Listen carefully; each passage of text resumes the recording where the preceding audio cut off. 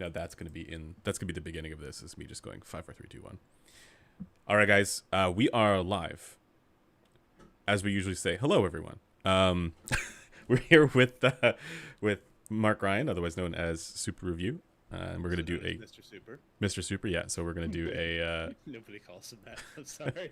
we're gonna do a Q&A, and or just have a chill Saturday live stream, and then we will get into Spicy Hour. But I want to first just let everyone know, if you guys are new here, welcome, and also if you're looking for any of our written reviews, any of our measurements, those will be linked in the description below. They are up on headphones.com. Mine is very quiet. Oh, okay, yep. I can actually turn that up on my end as well. Yeah, I'm gonna have to check why that could be, because I'm almost clipping my interface. No, it's probably because I have you lower because you were louder before on the last one. So Gotcha. yeah, but we'll fix that. But yeah, just quick shout out to headphones.com for making all of this possible, and then also check out our Discord linked below if you guys have additional spicy takes that if we don't get to after in this stream, if we don't get to it, you can continue chatting on Discord there. But with that out of the way, let's get into the live stream here, and we have some topics first. And well, hold on. If we're gonna do shout outs, also check out Mark's channel. Oh yeah, of course. Super Actually, let me just drop that. reviews. Let me just drop that in the chat here for folks who may not. Thank you. This is why we don't have many guests. Because we don't have a producer. Alright, you sound horrible still. I'm wondering if it's grabbing my webcam audio. That would be weird because you're going through me, right? Well, Sounds okay here. Okay, so I sound okay to you guys, but not to the chat. Maybe it's just my voice. Does Have you Mark sound considered okay? I just sound like that. How's my audio? Checking. 1, 2, 3, 3, 2, 1. Let me know if my sipping is obnoxious. Slurp. Okay. What's up, Scott Pledger? In the chat. So let us know how the audio levels are now, guys. Everyone sing A flat. Oh no. Alright, we're both quiet compared to Resolve. I'm more quiet. Resolve sounds like a boss. Okay, I'm into it. All right, I'm turning myself down, turning the other guys up. If you guys, Joseph saying no sound. For me? What? you can only. That's concerning. No, everything should be good on my end. The guy with the HD is 800. I mean, at least I'm not the measurement guy. The graph guy. I almost wore a pair of HD 800s just to blend in with you. Oh, wait a second. I would have been so flattered. Nice. All right, I've just. But I decided instead to rock the granite marble tops for Would it Andrew. be digital I mean, volume? that's what? Digital volume on my end, I guys. mean, it could is be. it fixed? They say it's fixed now. Oh. Oh my God, listener. Oh. All right, we're off to a good start for this Saturday. Don't pay attention to Griffin. Till the Jesus morning on a Christ. Saturday. Give us a break. Yeah. Okay. I Yeah, just wanna- we take a little bit to get going here. Yeah, I I figured mean, out the problem. it's a podcast, right? It wouldn't be a podcast if it was competent. Well, Then it part would of the be a show. radio show. that's true, but also good podcasts do have like a production team who do all this shit for us or for them. So, this is all going through my insufficiently caffeinated, technical difficulties at the moment. Okay, I think we're good. So let's get started. Perfect. We have So- some topics. We do have some topics. And again, if any of you guys have anything that's itching at your brain, this is just what I had off the dome. But since we have Mr. Squigglink, because I'm going to keep giving you nicknames that the community will think is your real name just to cause you trouble. Excellent. Excellent. I Looking was forward hoping to that. I was hoping we could start with like that. So, I mean, you're like obviously you run Squigglink here, which is for anyone who somehow doesn't know, the largest repository of headphone frequency response measurements in the world now, right? Like, I mean, it's not Probably, for one individual, but yeah. I mean, that would be an interesting thing to count. Like, I mean, there's probably more measurements there than there are in Clinical's, but Clinical's database might cover more models. probably, yeah. Yeah. So it depends on how you measure it, Yeah. like all things. Um, but yeah. Run it's Squig.link for anyone who is not familiar with it, and it started about 2 years ago. I think that sounds right. Which, yeah. I mean, mostly it was just I know Critical had worked on the software for displaying frequency responses, making it nice and easy to compare them, which was incredible. Worked on that with a developer named Marshall Lockbaum, I believe is how his name is pronounced, and they were gracious enough to make it open source software. And I know I had it like downloaded it at one point and had it on my computer and tried making it work, and I couldn't get it to work, and I was just like, whatever. I had bought a microphone of my own. I was just doing what Resolve does, looking at JPEGs of measurements. And I was satisfied doing that for myself, but eventually got the itch again. I was like, all right, let me try and figure out if I can get the graphs to actually run in the software, because it'd be nice to be able to lay them over the top of each other, compare them, do baselines, and all the good stuff that the software supports. And so I took another crack at it. I think other fellow IEM reviewer, oh my gosh, I'm gonna have to say his name, Bambusimas. Um, how do you guys say his name?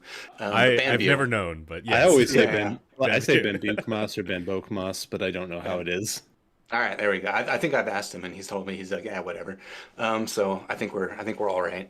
But anyway, I believe it was him that he had figured it out. He was running it, and so he gave me a couple of pointers, and I got it up and running, and that was kind of like V1 I got it to work. And then V2 people were interested in looking at the graph, so I bought a subdomain, or bought my own domain at squig.link. Thought it was a cute name, and started putting them up there. And then I'm not really a web developer, but I've done web development, front end sort of stuff in the past, and so I just kind of like started making tweaks on it, trying to make the UI of it a little bit more usable, because that was like again, what Chronicle's done is freaking amazing, and pioneer in making all this data available. But there were issues with the UI of the original software, at least that I had, especially like on a mobile device. And so I wanted to make some improvements on that. And because it's all open source software, I was able to do that, contribute it back to the community. And then, yeah, one thing led to another. And now we've got squig.link, which is what it is. What I find particularly interesting what I like about Squigglink at its core is that it is a tool for lots of people to use. It's not just like the way that you went about doing it, and that's certainly something that I think it's worth it for us to keep in mind as well. The idea of other people out there, just not everybody has access to all the headphones, right? And even if you have a large database, you don't necessarily have everything, and so being able to have coverage of all the different stuff that's out there is super dope. So Yeah, appreciate it. and like I was saying, when I initially tried using the software, I was running into issues, and so basically, I've had every issue that you can possibly have with making measurements and putting them on the internet. And so then, as other people, more and more people are getting these couplers and being able to make their own measurements, it's fielding questions about how to solve these problems. Okay, and then I think Theo might have been the first person that I hosted on as a subdomain on squig.link. So precog.squig.link. I think he was the first one. And he didn't want to buy a server and host space and solve all those technical problems. So I was like, oh, yeah, I can help out with that. And it turned into me just kind of enabling a lot of people to be able to do this. That this stuff isn't that difficult once you know what you're doing, but there are definitely a lot of little ways to get hung up and caught up and stuck on stuff. And so I'm happy to be able to kind of unblock people and to the point you're making, just kind of let people put a bunch of data out there. And now there are certain problems that come with that, and there's kind of different Methodologies and philosophies around, how careful you should be with with data, how you can misuse data, or anything. I think I kind of think of Squigglink as like the Android approach Right. to data versus like the Apple approach, which would be like careful and precise and like making sure everything is exactly right. But it's just one person doing it, whereas the Android approach is like make it free and cheap and make it so that anyone can do it, and it'll be a mess. And like you can certainly install a virus and ruin your device. I'm talking about Android, not Yeah. Squigglink. You can't do that on Squigglink. Um, Yeah. but Yes. but in the end, Yes. yeah. But in the end, it progresses the craft in its own way. So So just on that topic, maybe we can get into this a little bit, but what do you, how does it come across to you when you see maybe people, misusing is sort of the wrong word, but like say they have maybe an incomplete picture of how they're using it, or the way that they're using it is not necessarily the way that maybe it should be used. For example, things like having a target from one type of measurement rig being used for the representation of data that was done on a different one. We obviously can recognize that and go, that's not how this should be used. But the average person using Squigglink isn't necessarily aware of that. But the other side of it might be, and I'm curious about your thoughts here. This stuff currently is being used primarily by enthusiasts, or I guess that's part of that question is, do we think that this stuff is primarily being used by enthusiasts, or has its popularity started to creep a little bit more into the mainstream to where the average person is starting to dive in?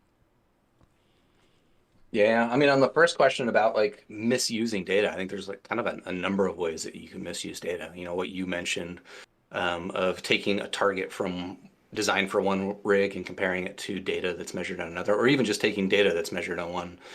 Here's the Blonde BLO3 measured on my rig versus the Blessing 3 measured on Resolve's rig. It's like, you're going to be misleading yourselves in a lot of ways. Yeah.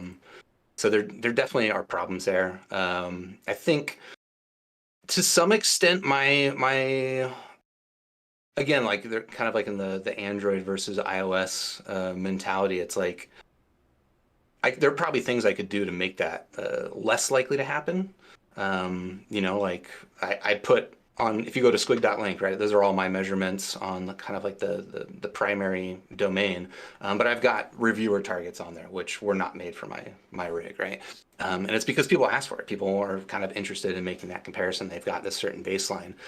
And so again, like I could make it so it was either not possible or just more difficult to do that and make it more difficult to make mistakes.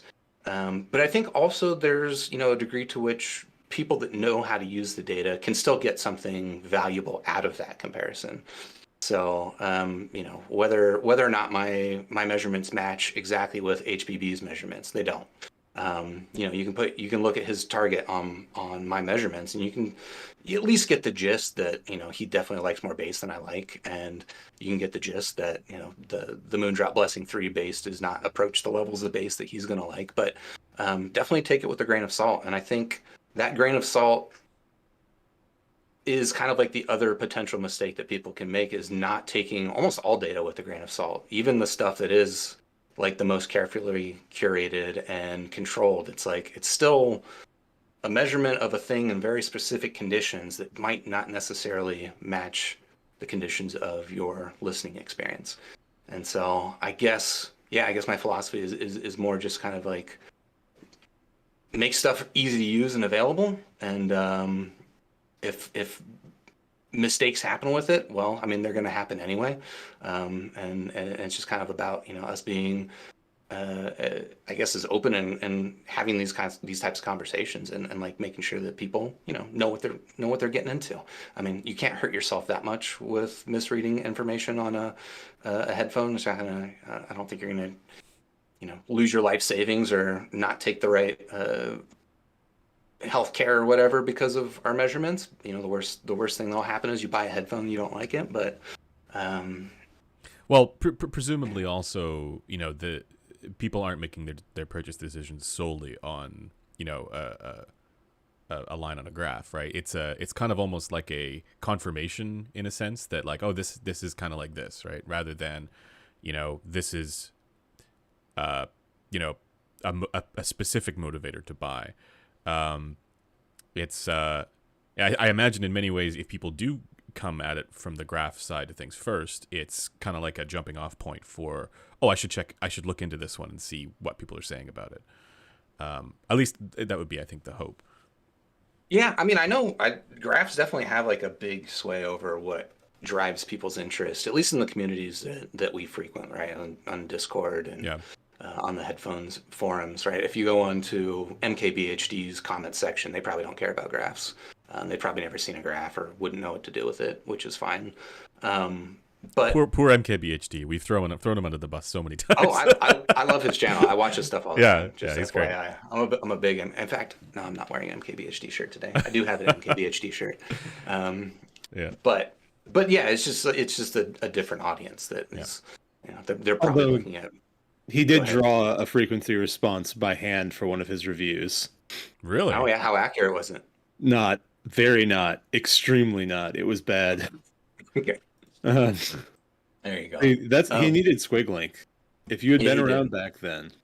Yeah. Well, I mean, so like we know Linus, right? Linus Tech Tips is getting into displaying measurements of frequency responses. I think Dave 2D once was like throwing up measurements. I only remember that because I remember like messaging him and saying, "Hey, if you want to publish this on Squigglink, hit me up." He did not respond. But I and then there's also like a car channel I watch called Savage Oh yeah. Geese. Yeah. I've seen that. Yeah. He publishes measurements. I have no idea they look like a mess to me, to be honest. I don't know. Maybe they're super good, but Well, it's the idea of even if the data isn't something that most people understand, it's the fact that the person doing that piece of content understands it, or at least they hope. Yep. It's like an element of confidence that they get. Yeah, absolutely, yeah. But like on the question of like, do people, to what degree do people buy things just purely on graphs? I think that would be maybe interesting research to do and like ask people. And when Blaine, you were asking about topics, I was thinking that maybe just because it was relevant to me recently, like have you guys ever bought anything on the strength of a frequency response graph, and like how well did it work out for you? I have actually. Yeah, I absolutely have.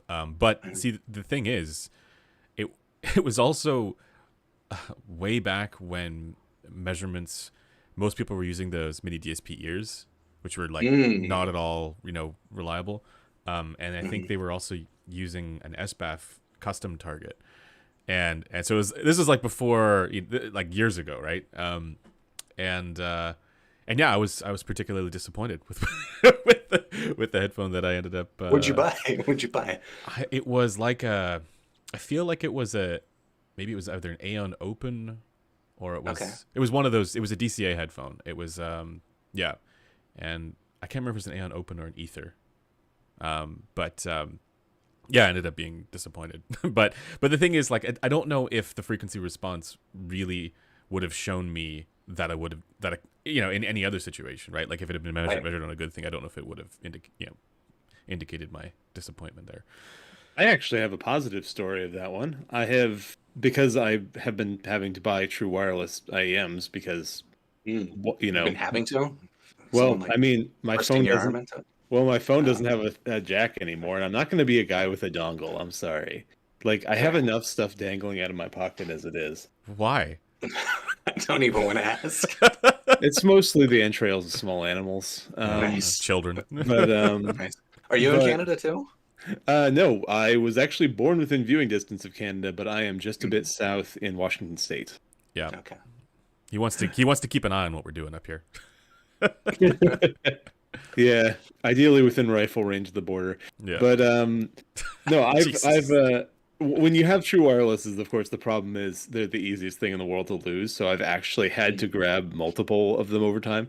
And both times I bought something based on just FR and isolation plots off ratings. And obviously ratings as target is, but if you know what you're looking at, and you know what you're looking for. I've actually been very happy with the results I got. I probably wouldn't use it for like $1,000 headphone. Well, obviously you want it. Right. What did you buy? And this is controversial. I have the Bose QC buds, both the first one, which I lost, and then the second one, which I have now. What's And the I've current enjoyed. iteration? Is the second one right now? Yeah, The I ones honestly like it. they're shouty. I mean, it's a little bit. Yes, yes, I know.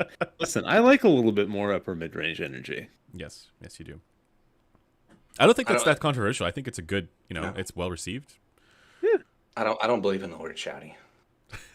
Glare. Oh, really? What do you call it when there's too much ear gain at between, let's say, 3 and 5K? Or you could even go lower than that, 2.5 to 5K, right? Yeah, I don't know. I guess I'm struggling to even think of something that I would say that would be the problem for me Actually, on a headphone. Usually for me, it'd be more between like 3 to 6K, maybe even 3 to 5K. Can get a little bit maybe aggressive and edgy. Edgy is like a edgy. thing Okay. that. So Yeah. what I just to this is a bit of a sidetrack, but it's what we do here. um, I find it's actually not level so much as it is balance. Mm, And if sure. if those tones dominate over the Mm. rest of the upper treble, that's when it becomes bothersome. It's not so much the overall level there. So what you're telling me is you within just like reason. a big overall treble boost. No, I don't. This is like I don't know. I've gotten into this debate with Metal 571 in the past, where so for example, the overall ear gain level for HiFi headphones typically isn't actually that different for the strongest part of the ear gain compared to what you have with something like an LCD5. But the LCD5 sounds way shoutier because it's just so subdued for the rest of the treble above that region. So Mm. those tones dominate over the rest of the of the mix, basically, or tones in that band. And that's where, to me, that's what it sounds like when something's shouty. The analogy I use is it sounds like almost kind of like everyone's sort of singing like they're falling off a cliff. They have that sort of Shakira effect. which I like which what is Sean said about whatever speaker it was. It was like it sounded like it was through a megaphone. yeah, a little bit like that, which is Oh, where interesting. yeah. Okay.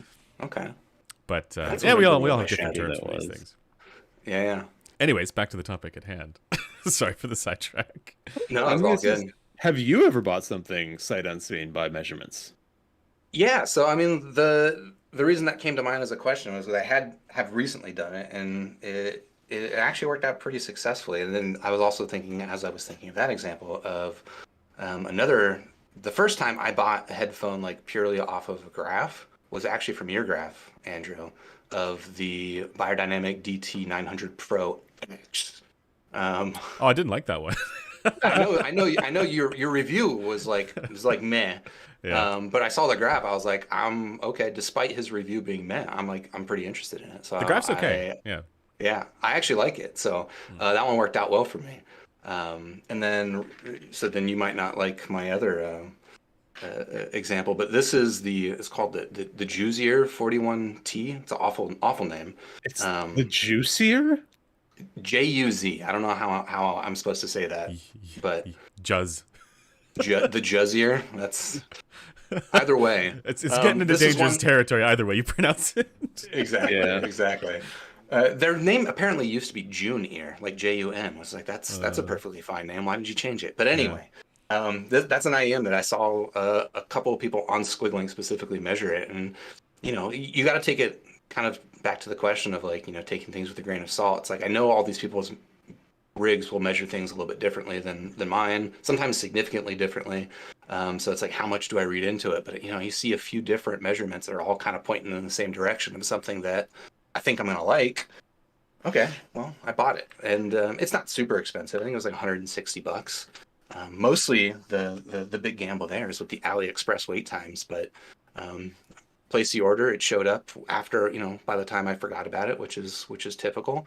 And I've been listening to this thing a ton for the past week, and I quite like it, which is interesting. Even my initial impression wasn't even that positive, but I dig this earphone, and it was a frequency response graph success story, I guess. Yeah. It's always interesting to me to hear people have the "I didn't like it initially, but I've come to like it" thing. I don't think that's ever happened for me. Hmm. Has Well, but it might be. I think I have an explanation for that. For me, Yeah. it was the Duno SA6, where Okay. it didn't do anything all that special for me right away. And then Hmm. over time, I just thought, you know what? Like, there's just something about this tuning. It makes it so that I can appreciate my music in a way that I wasn't appreciating before because I was looking for something. And with that one, it was just more like laid back, kind of warm, relaxed, and I could just chill out. And it was like, I want to say normal, but it was that sort of like good kind of, relaxed that I could really get into. And after a couple days, I was, it was the one I would gravitate to more than anything else. So Yeah, yeah, that can be kind of a hard thing to even identify exactly what it is about a thing that elicits that response, right? I don't know, like I'm just going to keep reaching for it and listening to it even when I don't have to, yeah, sort it of it sort of might thing. be just to, it might just be that when we're doing this sort of more critical listening, we are specifically listening for things to jump out, and Hmm. maybe Blaine's not doing that. Yeah. Wow, this is just rude. I've been in this hobby as long as you have. Yes. No, but Actually, I'm maybe actually saying this longer. is this is actually a compliment to say that you're not, persuaded by the I don't know what to call it, like it's like the novelty of a new experience, you Yeah, know? I mean, there's some stuff you put it on, you're like, wow, that's new. Yeah. But Hmm. and if it's positive, I tend to stay positive towards stuff, and when it's negative, I tend to stay negative. Like I cannot imagine a scenario where I would come to like pretty much anything I put on and been like, ew. Sure, And the bar for sure. ew is pretty low, Yeah. Yeah, as yeah. as Andrew will attest. Yep. I said ew to a lot of stuff when I was last at the office. Actually, you said ew to most of the things that I said ew to.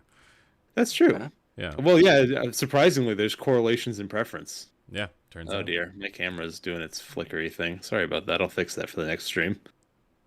I'll live.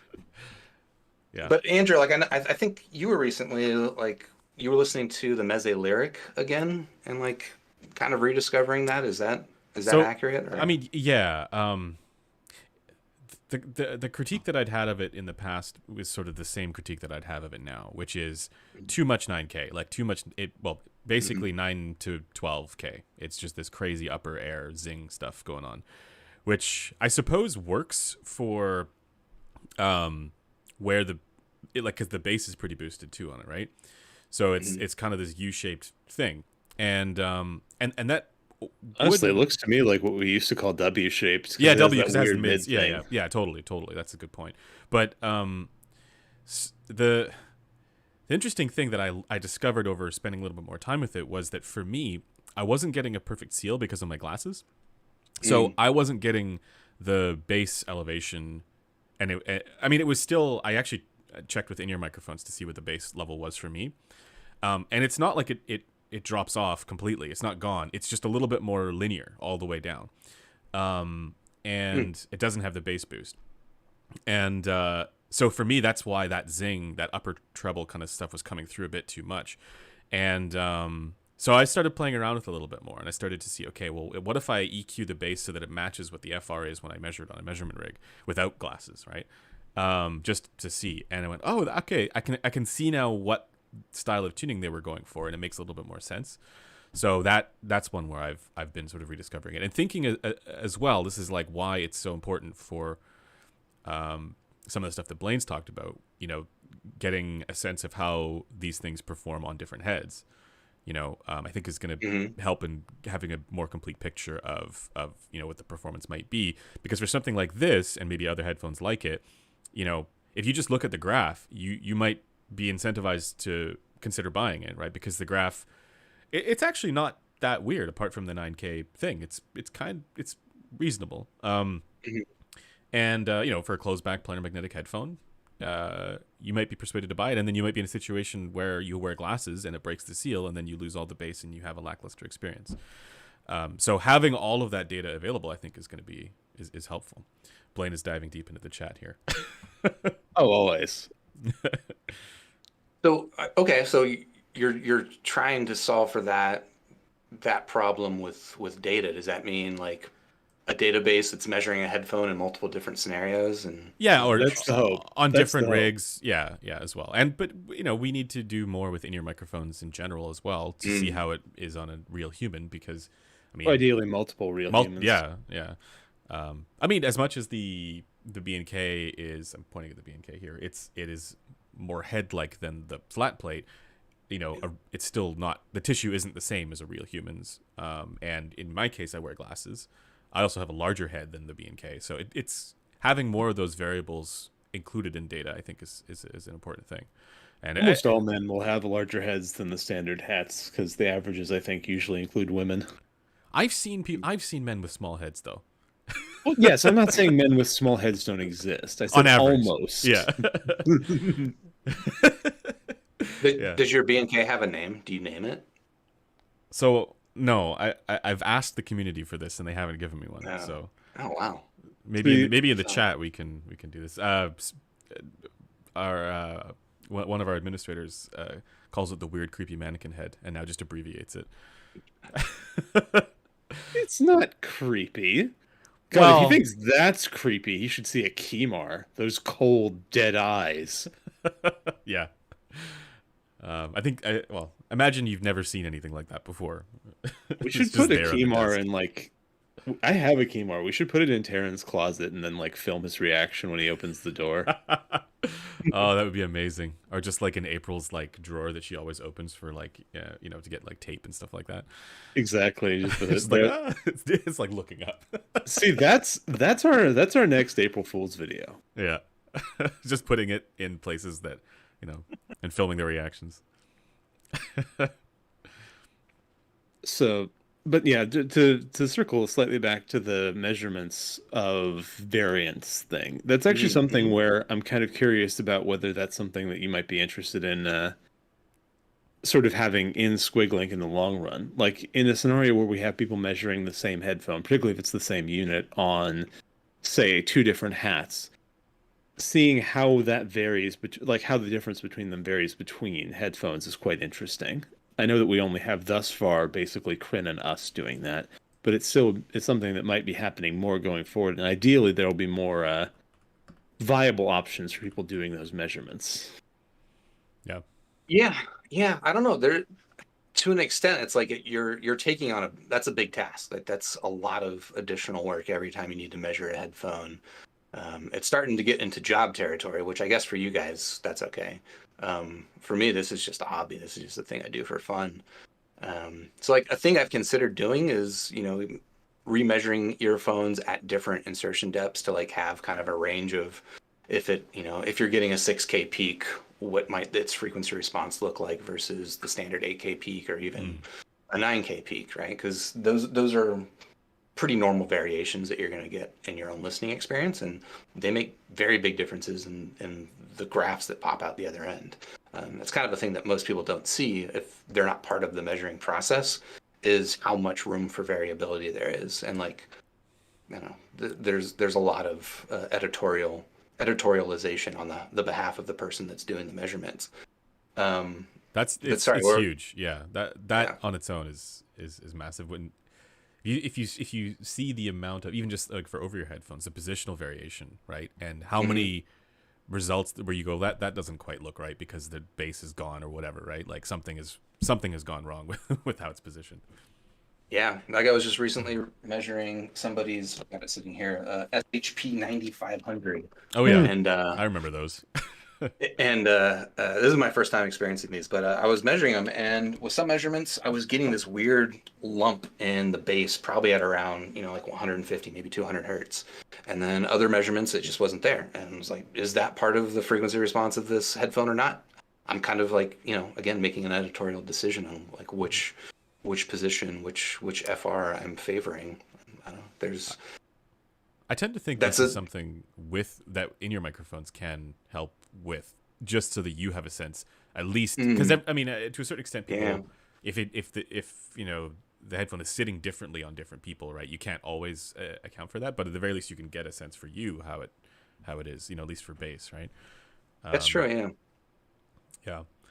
Yeah. I was just thinking of the HD 650 saga with measurements where there seems to be two fairly common results, and it's difficult to know which one to represent because it's not like you have meaningfully more examples of one or the other when you're doing measurements of it.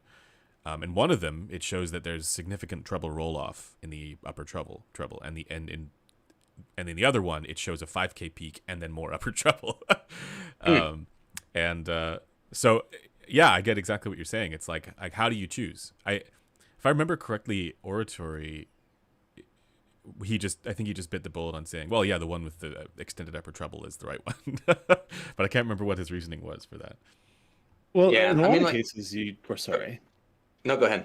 Well, what I was going to say is, at least for me in measuring, in a lot of cases, you just have to sanity check it by ear, which assumes that the mannequin or on the fixture is going to match you. But like that's the best approach that I've found for a lot of them. Like I had a headphone that took a lot of placements to get the bass as I heard it, but every other time I was like, this is bass boosted, but not nauseating. But then I put it on and I was like, this makes me want to vomit. But that's still editorialized by you, right? Of course. I mean, well, Yeah. the thing is, there's no way to do this automatically, right? Mhm. Like, not yet. The most automatic, in a sense, way of measuring headphones would be if we put them on people, we had a way of measuring them on their ears without changing the sound that they hear, and we let them position them naturally. But that's automatic in the sense that the person doing the measurements is completely decoupled from the measurement process. But for a mannequin, you're always going to kind of be editorializing or stylizing it a bit because you know what it should look like to some extent. Well, in our case, we're the ones doing the reviews too, right? So it's not like we're just putting the data out there and doing nothing with it. We're actually describing the sound, which makes the most sense to have it be, close to what you hear, right? Ideally. Yeah, there's also like an extent to which like I don't want to. Let's say I was in that position where you've got a measurement where it shows extension and another measurement where it doesn't show extension. To some, you put that out there as a reviewer or people who are known to be publishing frequency responses. Now people will start this narrative that X earphone or headphone doesn't have extension, and it was just because of your decision on how you wanted to publish it. Yep. And it's like, I don't know, to some extent I feel bad about, putting out something that shows bad bass when it's like, I know I can measure it in a way that doesn't have bad bass. So, yeah. I'd like to think for earphones, or like IEM in-ears. Mm-hmm. At the very least, you can have an indication of here's how it is when you get a good seal. Not everybody's going to get a perfect seal, and maybe there's a little bit of variation there across people, but there's a pretty big difference between having a seal and no seal. And so, some representation of it. I think you can it's an easier choice to make there. With over-ear headphones, I find it gets a bit tricky because there are some over-ear headphones where on most people they're probably not going to seal perfectly. And maybe you have just like a small leak going on. I'm thinking of like the we're all wearing glasses. yeah, yeah. But I'm thinking also of like the Hi-Fi Man headphones. The Eggy Mans, right? That for a lot of people, very commonly and then you see the bass boost up a little bit and then drop off, right? So I mean, in that case, there's not much downside because it's not like things change dramatically, right? But there are examples of headphones that do. So yeah, and you also alluded to it, like just positioning, right? If I'm wearing the headphone with the front of my ear up against the cup versus the back of my ear up against the cup. With some headphones, that measurement is like very significantly different, and not even like this is a thing I realized way before measuring headphones too. Is if you have a headphone on your head right now, experiment with this. Just move it around your ear, and like sometimes I'll have a headphone that like this headphone is just like too bright and it's driving me nuts. But then if I wear it in a way I don't normally wear a headphone, I'm like, oh, that kind of solves it. But I don't want to wear the headphone like this. Yeah, for sure. Blaine is once again chatting it up. I mean, I just don't want to cut in. No, you're good. And any insights coming in from the chat that we should engage with? We've had some takes. Someone asked, do any of the mannequins have a mic inside and a headphone jack for the person doing the testing to use identical headphones to hear what's the tester is hearing, which unfortunately would not work, obviously. Right. You'd need to have something that was, the headphones are here to the inverse of the transfer function of the head. Yeah. Yeah, Interesting. it's something that you could probably rig up yourself if you wanted to, but it's not worth it. Probably the So better solution. Oh, sorry. you would need well, yeah, you would need three headphones. You need one that you're measuring, one that you're hearing through the transfer function, and then like a third one that's decoupled so that you can like kind of like go back and forth and compare. Yeah. And I mean that assumes that you're only comparing those two cases of completely decoupled versus completely coupled. But what about if the other positional stuff? The solution that I've been pitching, and it's something that I'd really like to I'm really hopeful that we'll be able to get this integrated into, I don't know what we're going to call it, measurements 2.0 here, is doing an in-ear measurement that gets set as an overlay or somehow stays visible, and then allows basically positioning the headphone on the rig so that it matches relatively well with the in-ear measurement. Right. We'll see how that one goes. That's for the future. That's for the future if I get funding. Yeah. I am using this to lobby. Yes, exactly. So I have well, we can get to the next topic, which is to talk a little bit about the reviewer targets in general. We talked about this in the past in the live stream, and I think you were in the chat for this. I wanted to get your sort of take on this. I don't know, Blaine, if you want to set the context for the reviewer targets quandary. Right. Well, so there's a range of opinions on reviewer targets. I think that the current show has probably a good representation of three positions, where Andrew is Switzerland. I am antagonistic to reviewer targets as such, and obviously, well, hold on, Mark, you that's not entirely true. I'm antagonistic to reviewer targets, but not for entirely the same reasons. Fair enough. And Mark obviously is. What country does that make you then? Canada. I guess if he's against it for different reasons, that makes him like the Nazi Germany to my Finland, and you're the Soviet Union. You just picked Finland because you are yourself much nicer than us. No, okay. So to characterize it, my critique of reviewer targets is I don't think that any reference curve should be based on the preferences of one person, right? Because it's if you're representing it, like it's fine if you this is what I said in that Project Red video, where products getting tuned to a person's personal preference, I think is fine. But the idea of representing data from a given measurement against a target, that target shouldn't just be solely one person, because what if that one person's preferences are an outlier? And if you're just coming at that information online, you don't know that. It's kind of misleading. That's my quandary with it. Blaine has my issue with it. Blaine has a different one. How different? I mean, my issue is basically, what I said to Corinne. I think that the concept of having a reference point for what someone's individual preferences is superimposed is not a bad idea. But I think that headphone measurements should be compensated, and I think that compensating to someone's individual preferences makes your data comparability go to shit. I mean, so that's kind of related, though, right? I mean, I guess.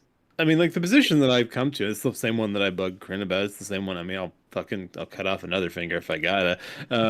Is we should have generic compensation, or maybe should I say preference agnostic compensation, and overlays with reviewers' preferences. Yeah, that sort of solves that issue, because at the very least, then you don't, especially in cases where there are deviations from that for the reviewer preference, right? Like I'm thinking of examples where reviewers have just used a given IEM and then smoothed it or something like that. Oh yeah, I mean, Precognition's done it. I've done it in the past because I didn't have a reference point because I wasn't satisfied with Harman, but I still think there are issues with that. Yeah, I those make sense to me. I guess it all kind of comes down to like how are these target curves being used, and I think the way that I I use my target curve is meant to like kind of explain, basically use the data to kind of help explain what I'm talking about when I'm doing a review, which is 100% entirely subjective for my position. And I try to as best as possible reiterate that is and a lot of times this comes up in the comments when people will be upset that I represented something in a certain way, like you didn't, this headphone's made for studio producers, but you just talked about it from the perspective of an audio file. It's like, well, that's what I am. That's how I'm going to review it.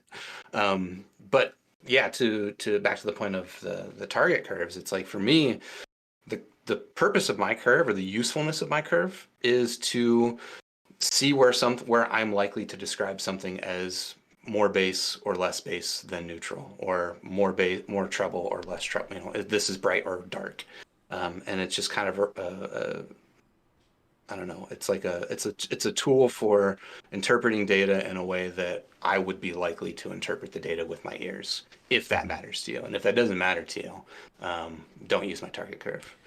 Yeah, I tend to think of it what you're saying there as kind of like it's a difference between if you're representing this as sort of a function of your, editorial take on something, right, or your like your review essentially, versus the idea of having just something out there for people who aren't necessarily engaging with your take to read, and I think that's where the differences lie, because in your case you're able to give people context in a video or a live stream, right, to say here's how I this is kind of what I prefer and this has more or less than that, but if somebody is just googling XIM frequency response and they get an image right, that context isn't there.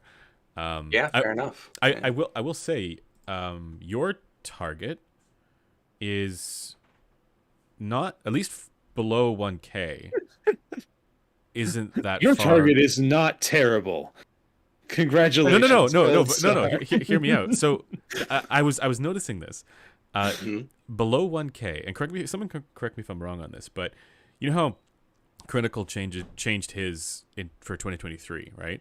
And some of that is based on baking in some 5128 results. Right. Your target below 1K also has that same kind of rise up, and in a sense, it's almost it's somewhat DFE, just a little bit relaxed there, it seems, in the ear gain. But it has some of those features, like the dip at around 6K. When you were developing this, what sort of led you to that result? The one I'm looking at here, it says Super 2022. Was it just based on doing EQ or products that you heard, or how did this specific one come about?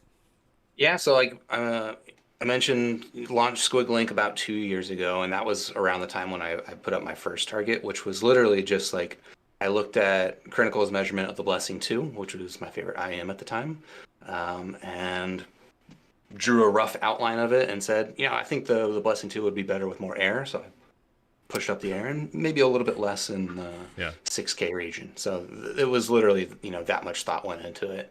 And then when so I use a Mac, right? So a lot of the popular EQ software does not work on Mac OS. But there was a software called Sound Source, which I don't know if it was new or if I just kind of newly discovered it. But discovered Sound Source, and it was an easy way for me to apply EQ, parametric EQ, to my audio. And I started listening to my target. I'm like, that's not my favorite. Okay. So yeah, the Super 22 target sort of came out of that, which was, all right, now I've got this tool, and especially with Squigglink being able to, put in EQ filters and kind of preview what the result is likely to be. Combining that, playing in Squigglink, exporting it to Sound Source and listening to it, going back and forth, and landed on that. And I don't know, there's not much more to that except that it was going for a sound that is like, I guess I would describe it as neutral, but neutral is Right. one of those words that gets pretty heavily abused. And to me, it was just a sound that sounds right and easy, and also a little bit of preference baked into it. Mm-hmm. Gotcha. Um, I don't know if Blaine has thoughts on that. I was.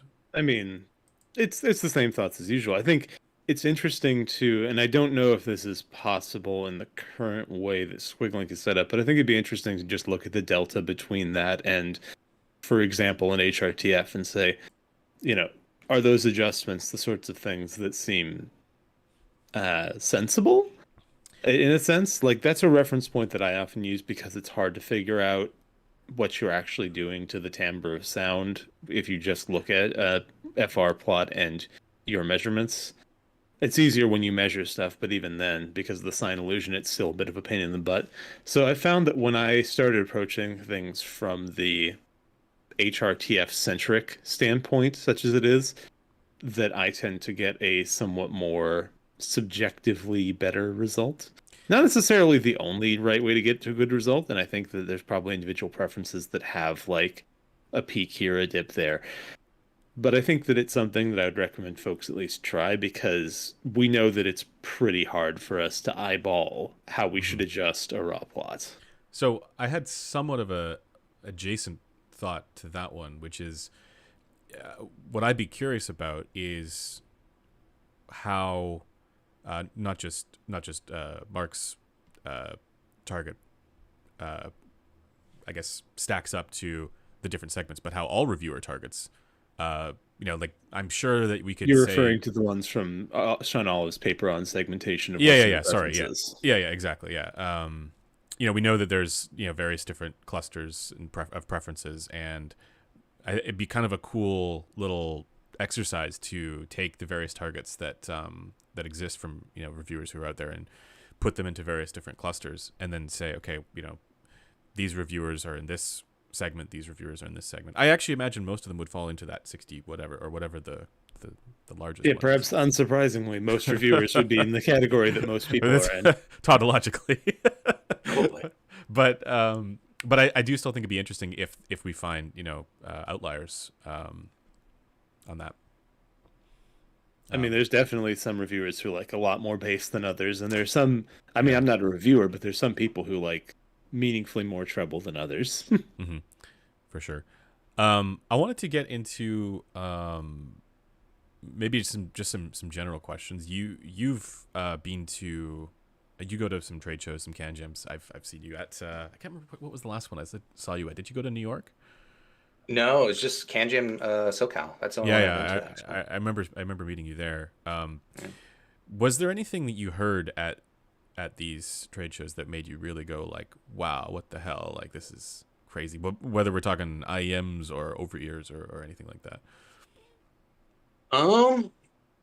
That's an interesting question. Like the whole environment of those shows makes it kind of hard for me to have that experience. I mean, even if I were to hear something that kind of blew me away, I would almost be like, there'd just be the skepticism of and this is kind of true all the time. It's like I want to temper myself, and like if I come back to this thing in a week, I might not have the same exact impression that I do now, or like I'll be a little bit less excited about it. Mm-hmm. But then on the expo sort of scenario, there's just like so much external sound going on, and then you're bouncing between a bunch of different headphones, minute to minute, which is it has its own sort of influence on perception. So I guess I go into them a little bit more skeptical than looking for something to blow me away, and maybe that's preventing me from being super blown away by anything. Mm-hmm. But I'll say at Can Jam SoCal last year, the headphone that I came away the most impressed with was the MM500, which was not a headphone going into the show I had any particular interest in. Like, I think I'd seen that you had reviewed it before, and I was the oddities that I had heard before were like, it's like, oh, it's okay, it's not really my preference, but I understand why people like oddities. I really love the build quality on the oddities, and so like maybe in the back of my head there was kind of a desire for an odyssey that I liked. But yeah, when I heard the MM500, I was like, oh, this is actually doing for me a lot of the things I was hoping some other high-end headphones would have done for me that they weren't. And what was that? Like, was it is particularly like a timbre thing, or was it a, just overall balance thing? Yeah, I think it's the combination of technicalities with the tonal balance that I like. So, and I'll be honest, like even before CanJam, my experience with a lot of high-end headphones is pretty limited. I think that summer, Theo Precog had loaned me the Headphone Aria V3, which the technical performance was pretty impressive, but I honestly had difficulty listening to it for more than 5 or 10 minutes at a time because of the treble. And that I found that was kind of my experience with a number of high-end headphones, is that my sensitivity to treble with them seems a little bit, which is interesting because it's kind of the inverse with IMs to some extent, but like my preferences for IMs tends to be for brighter stuff than most people, and it seems like with headphones it might be the inverse. But yeah, that was kind of my experience with a lot of the high-end headphones. Is like where there were interesting technical leaps above, the Sennheiser HC600. It was either a lot of brightness that I wasn't really comfortable with, and you mentioned the Meze lyric as being pretty bright. That's one that, yeah, I find kind of irritating to listen to for too long. Or it's just like the tonal balance was leaning more to Hyphaman, which is like this, really clinical, lean, neutral, which, yeah. So the MM500 I heard, and it's like, it's got like this real nice incisiveness, and it does the technical things that I like, but it's also doing it in a way that it's not hurting my ears. And I like the tonal balance a lot too. It's maybe a little bit relaxed in the treble for me, but Nice. yeah, I thoroughly enjoyed that one and thought about it enough that I actually ended up buying one. Oh, really? From Wow. from headphones.com. Yeah. All right. Great. Making use of our 365-day return policy. Yeah, exactly. Yeah, well, actually, the first copy I had, the left channel, I didn't quite go dead, but it started. Oh, jeez. It lost a lot of volume, and I'm not being paid to say this, but headphones.com support was awesome. Like literally, I think it was like almost 36 hours between me reaching out and me having a replacement on my doorstep, which was incredible. Oh, that's dope. Yeah. I just with the MM500, I couldn't handle the clamp. Yeah. Big head problems. But I get envy people with more normal sized heads because they can accommodate more headphones reasonably. Yeah, I get it. Yeah. It's clampy. And I'll be honest, like it's not the headphone I go, like I'm using the HD600s right now. Just the marble countertop HD600, I might add. That's right. The best. The only real one. The best one. This makes me, I won't say it.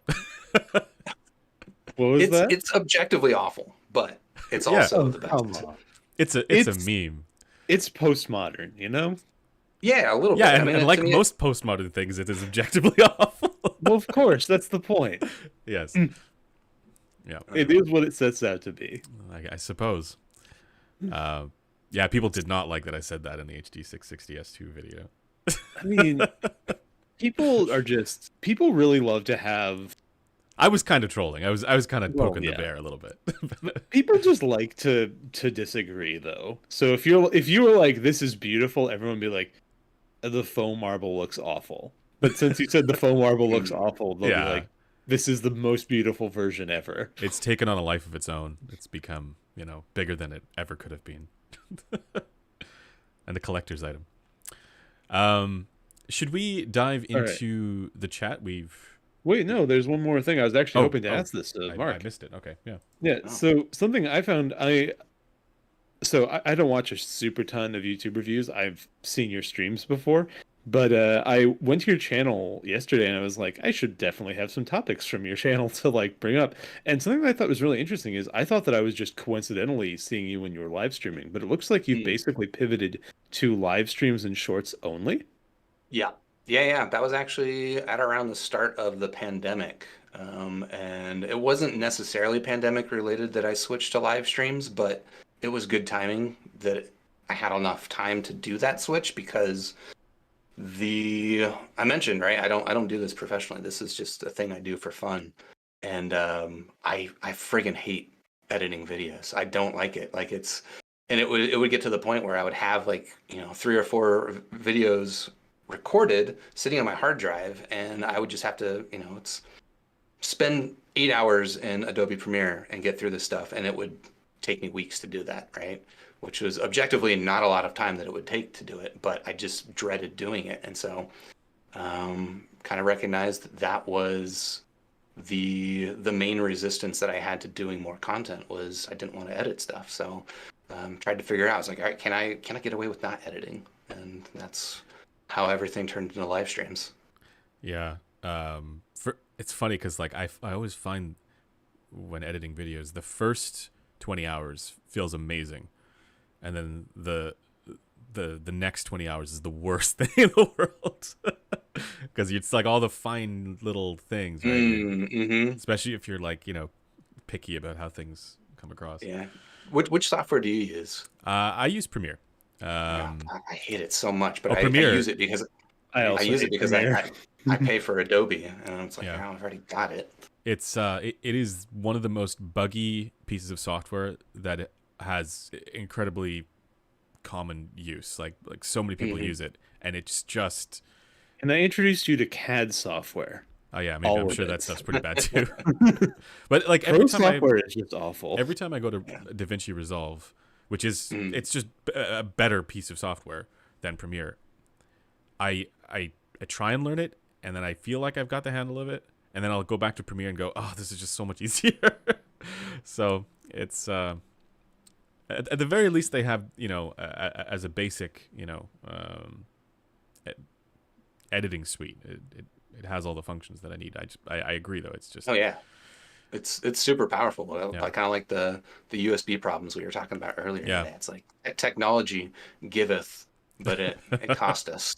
Yeah, it cost us sanity. It costeth. Exactly. Oh my gosh.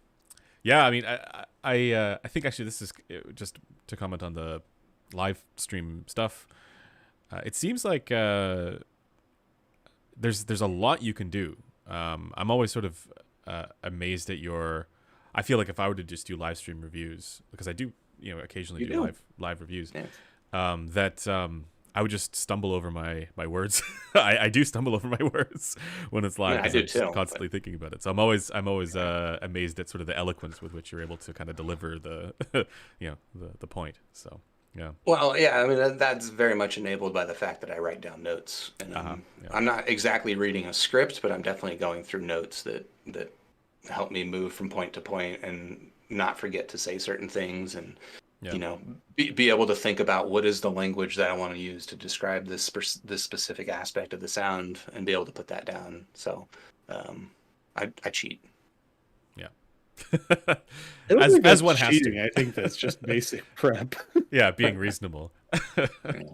Yeah. All right. Should we dive into the chat? We got about yes. an hour We've left. just seen an interesting comment about Resolve. Oh, let me see. Scroll up to Hablemet. Waiting for spice. No. So Resolve isn't what? Resolve isn't hard, but he's talking about DaVinci Resolve. Of course, Blaine brings up that one. Yeah. All right. This is a question for Mark. Did you end up using the CE1 from CSG Linux's toolkit? How did the delta between your ears /711?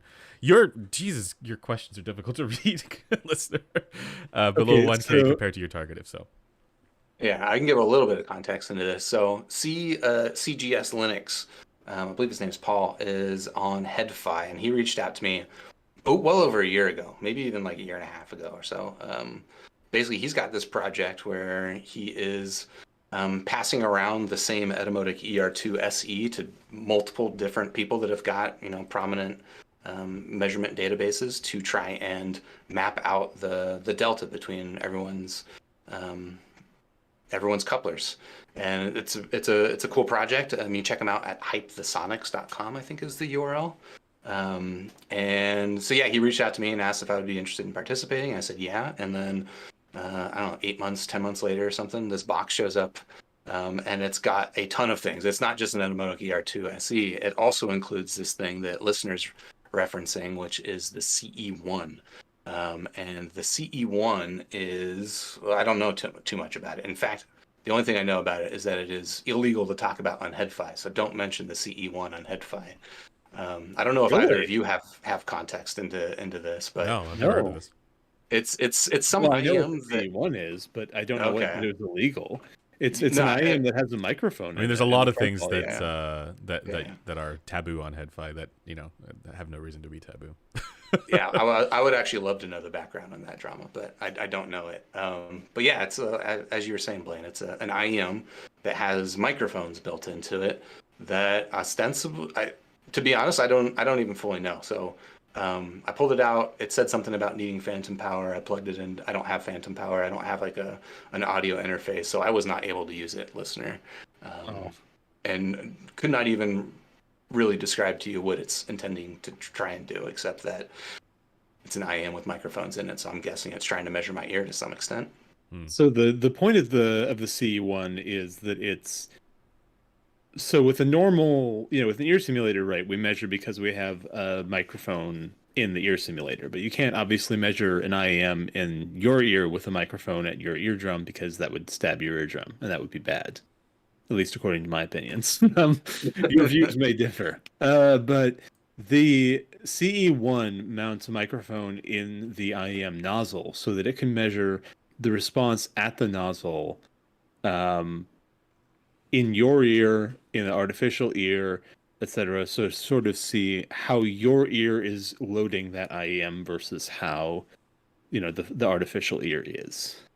Is like picking up like reflections, like the sound as it's coming back at it, or No, it's measuring the sound at the point that it's measuring it, which is basically where the driver is. But because the canal is very short, it's all basically like it's a pressure chamber up to a quite high frequency, and above that, it's just there's just modes. So you can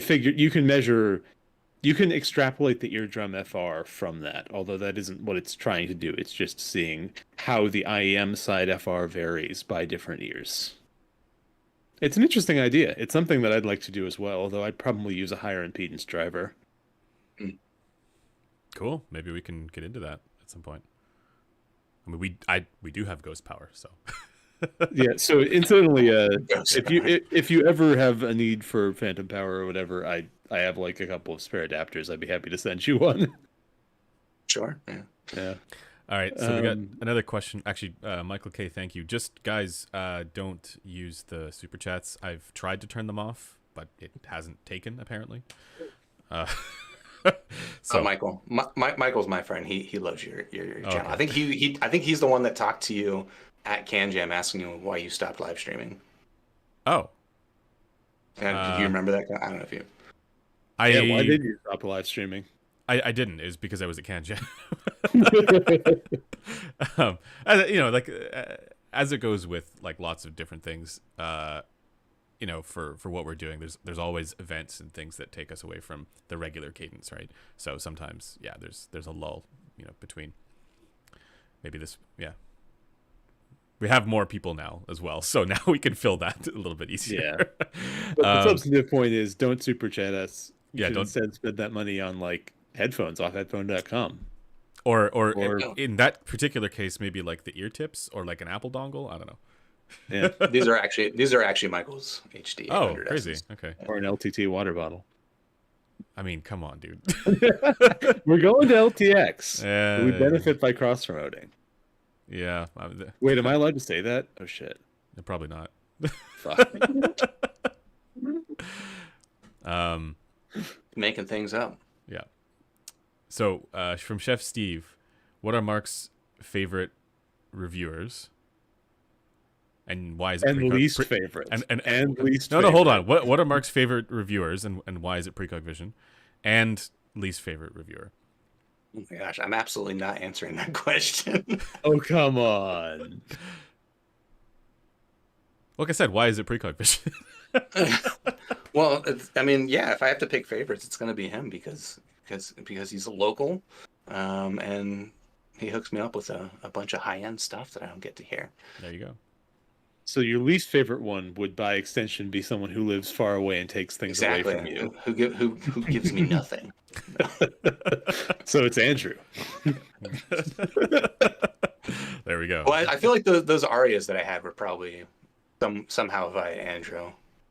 Oh, they may have been the ones that I'd sent down to Yeah. Theo. Yeah. Yeah. So by proxy, Andrew's cool. Okay.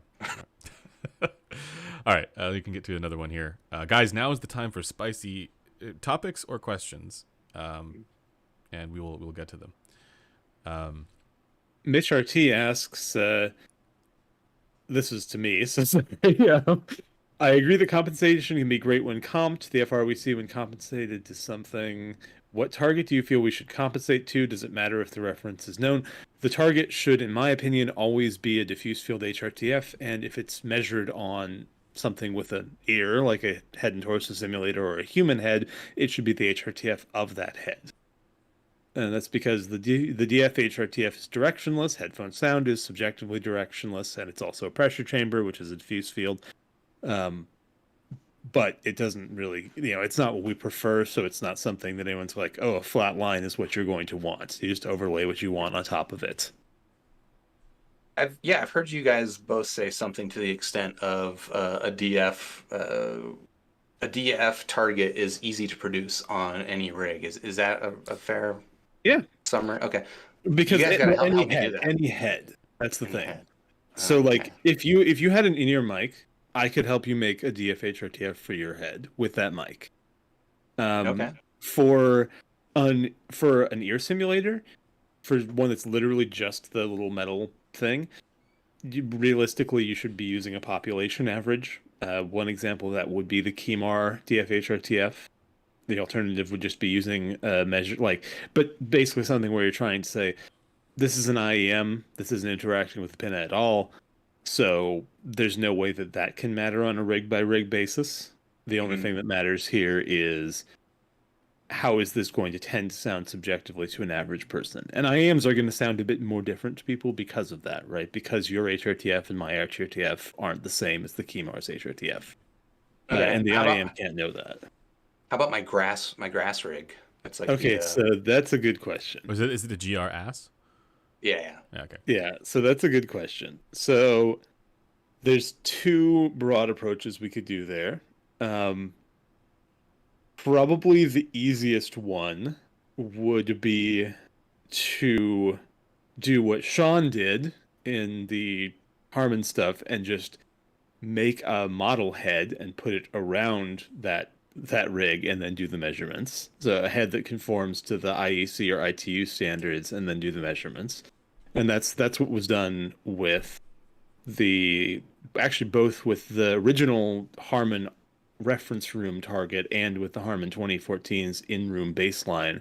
They took ears on plates and put them in faux heads, which is a bit dodge, but isn't that sort of the one of the points that would have been 2013 was based on Welty, or was it before 2013? So Welty's pinna was invented in 2014 or 15. I don't remember which. But before then, they were using a standard Gross pinna mounted on either 43AG for the early papers or 45CA for the later papers. And Andrew, if you could possibly pull up some pictures of those for the audience, I would be deeply appreciative. Send me the links.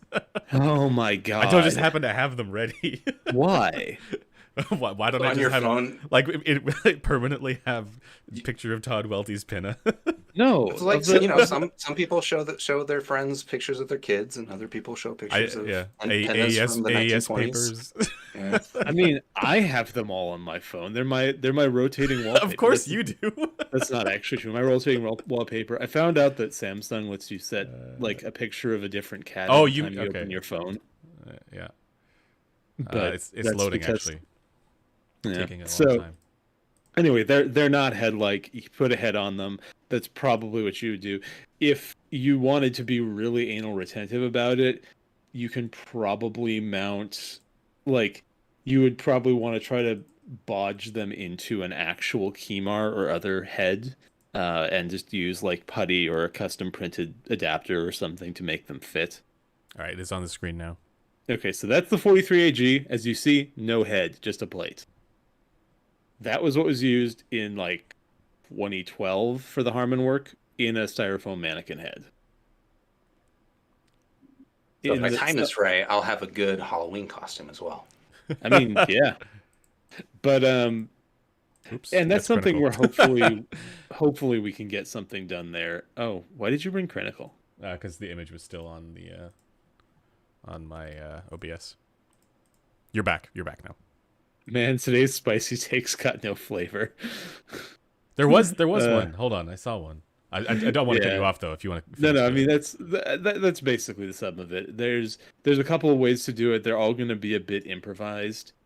But it's totally doable. And if you'd like to work on that, like hit me up. Let's talk about it. All right. Next one here is it seems every man and his dog is doing IEM measurements, but are they all doing it right? I have opinions. I do too, but I'm curious what Mark's Yes, opinions Mark and thoughts first. are. I mean, I feel like most people that are doing it at least as right as I am. I'm sure there's areas where my methodology is deficient, but more or less they seem to be doing things well. I think, maybe the common issues or things that I think would be nice to see done differently is some people are only measuring, one channel, and I think measuring both channels is just a good opportunity to get multiple samples of the same thing. And that was the thing that I started when I started doing measurements. I was only measuring left channels, and I think it was Krim that convinced me to measure both. And it's like, oh yeah, it's just nice to have multiple samples. I will say it gets really annoying when you're doing TWS because I've discovered a bug in Rue where if you're trying to measure from file for left channel, it doesn't work, or with a timing reference. Oh, interesting. Yep. Is it just your audio file? I've tried so many different ones that Blaine sent over with the timing reference, and none of them work. The right channel works fine. It actually, to be clear, it actually does the measurement, but Rue doesn't recognize it for some reason. Interesting. Yeah. Interesting. Yeah, those triggered measurements like that are always a little bit temperamental. Yeah. I was gonna say measuring TWS and RU has other problems, especially if it's got like a bunch of different EQ settings that you can only adjust in a mobile app. So then you're like bouncing between the mobile app. No. That's what I'm saying is if you're doing it with the mobile app, oftentimes also because you have to like spoof the like head sensing and all that stuff. Yeah. It's I mean I tend to do TWS on mobile apps always because, or if I can, because just for that reason that you just mentioned, right? But that's where that problem shows up with the left channel and the timing reference. Yeah, the measurement process is at least 60% of why I hate the Moondrop Alice. Yeah, that's fair. Man, I had so many issues with like the AirPods Pro 2 because not only do they have the head sensing, they also have a different frequency response depending on the volume, the playback volume. So it's like it's really weird. But yeah, I don't think I even tried measuring those. I'd borrowed them, and I didn't even bother because I don't want to deal with that. Yeah.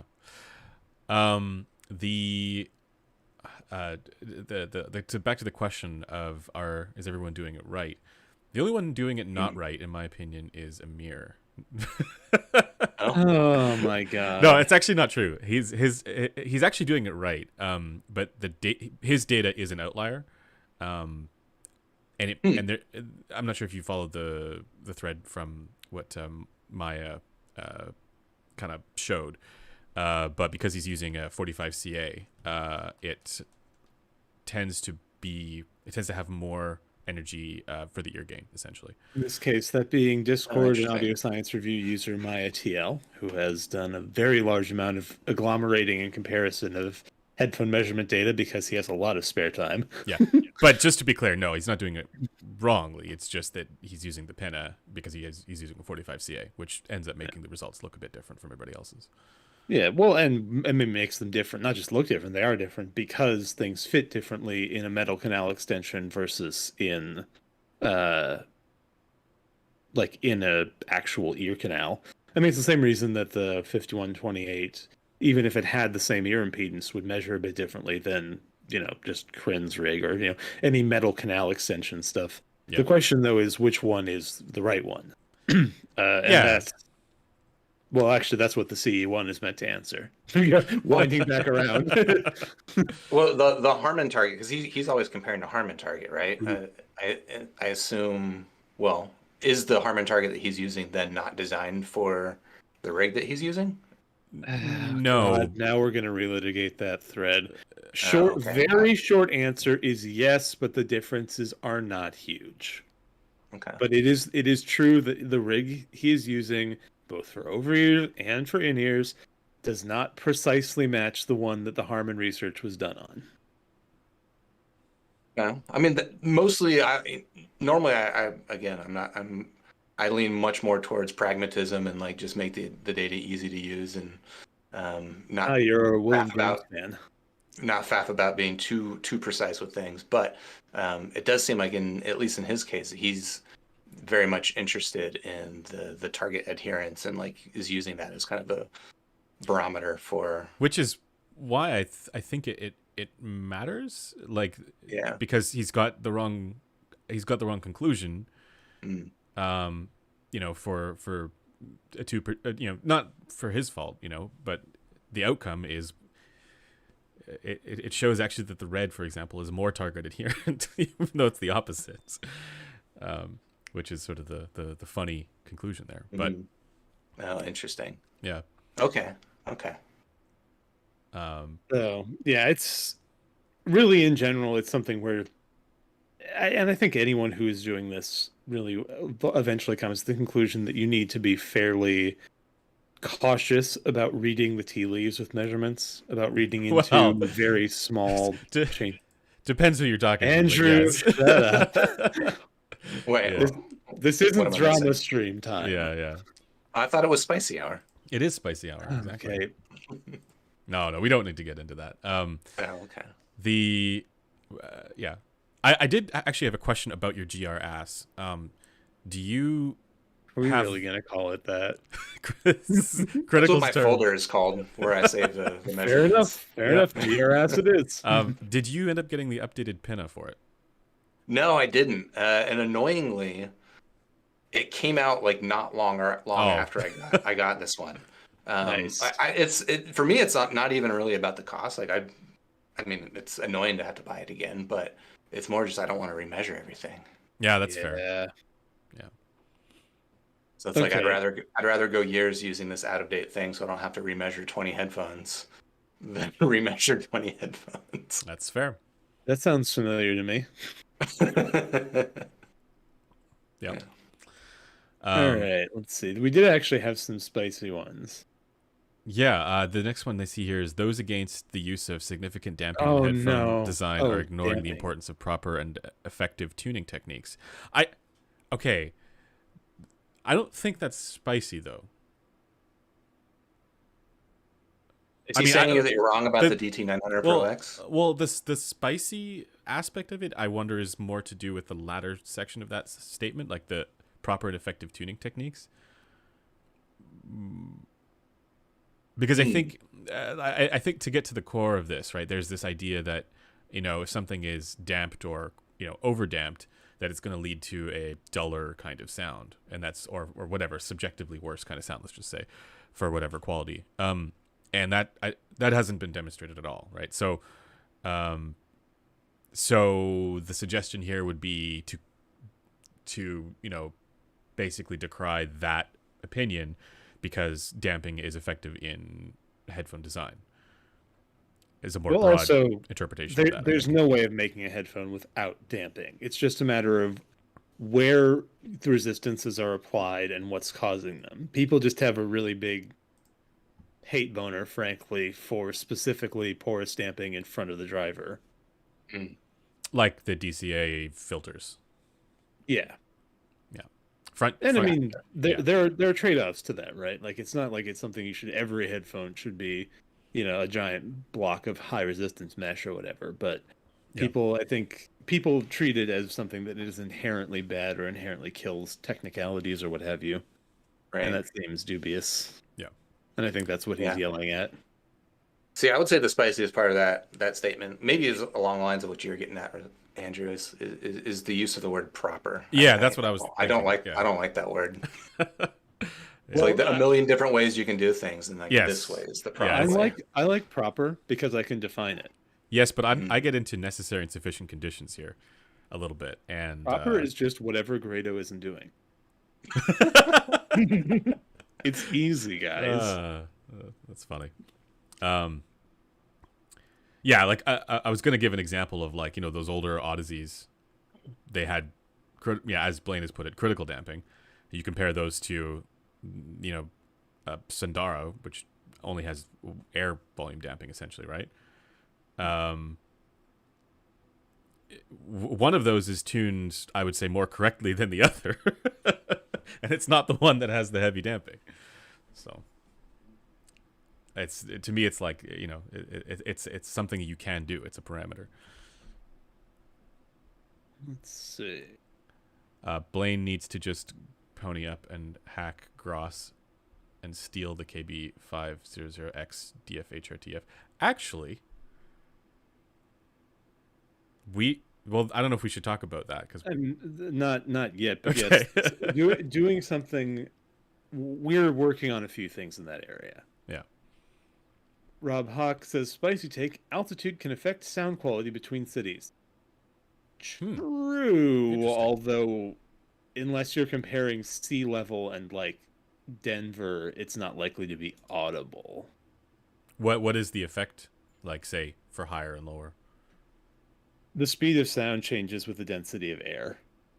So you actually are changing, like you would actually change, among other things, like the resonance frequency of some of the systems. Like if you ask a singer, they, in addition to the oxygen thing, they hate performing in really Right. high venues. But the impact here is pretty small in the range of circumstances humans exist in. Although, fun fact, that's why, technically speaking, to calibrate any audio equipment, you're supposed to have like a barometer and actually measure the room air pressure in addition to its temperature, because both of those change the density of air. All right, so before we do EQ for a given set of headphones, we first need to pull out the barometer. No. Yeah, you have to blind A/B tests. Yeah, exactly. We're actually going to convert Andrew's entire apartment into a hyperbaric chamber. Yes. Nice. I mean, you could convert it to anything you want, and it would be an improvement. Okay, Tonkitron says, "I don't think this is particularly spicy, but I don't see how cable plating, e.g. silver-plated lits, can have any difference on sound." And anyone want to fight with that? I don't think that's a spicy take. No? Yeah, that's like a...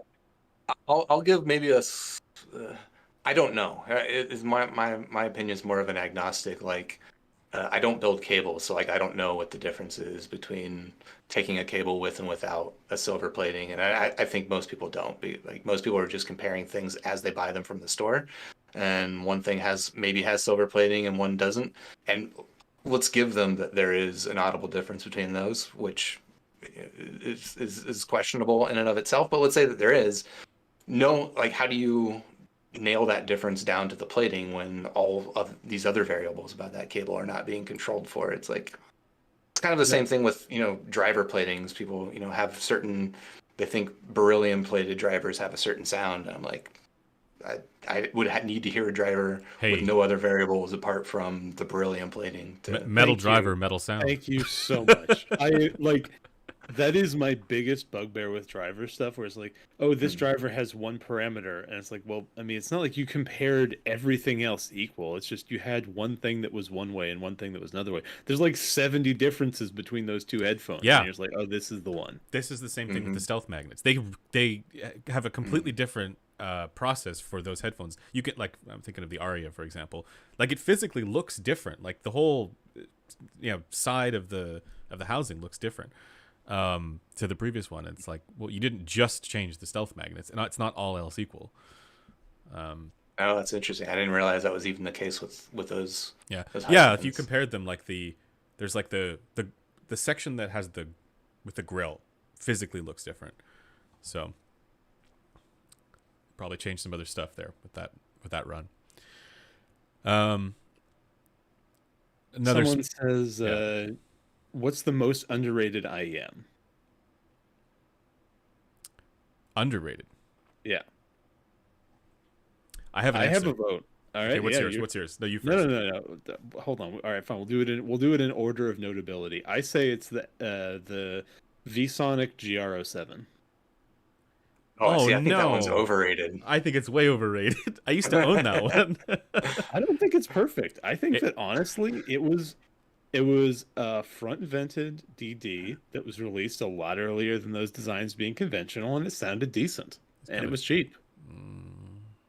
I used to own it, and I did not like it that much. I mean, IEMs are bad in general. It actually broke on me. It fell apart. The shell. Oh yeah, they always did. Yeah. All right, so Mark, Andrew, which one of you wants to go next? Who's on the If you firing line? if you have an answer, go for it. I'm trying to think of something. Chronicles Project Red. No, I'm just kidding. Oh my god. No, my answer is actually the Dunu Titan S. Actually, okay. So I have a couple of answers. I think the Titan S is overshadowed by a lot of other IEMs, but it performs great.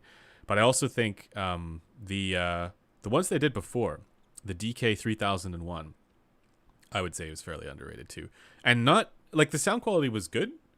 It wasn't like Wasn't it was. the DK 3001 just a copy of the AKG their tri driver? I have no idea. The I hope I 3001 didn't Pro make maybe. standard, you know. DK 3001 Pro, I think it was called. And what I loved about it was that it had a really comfortable form factor, and it was really like most people had no problems with the fit. And so the sound quality, I like it was good. It had a nice relaxed kind of tuning. Nothing, nothing weird or offensive with the tuning generally. I think you could probably get better for the money, like the Blessing 2 or whatever, right?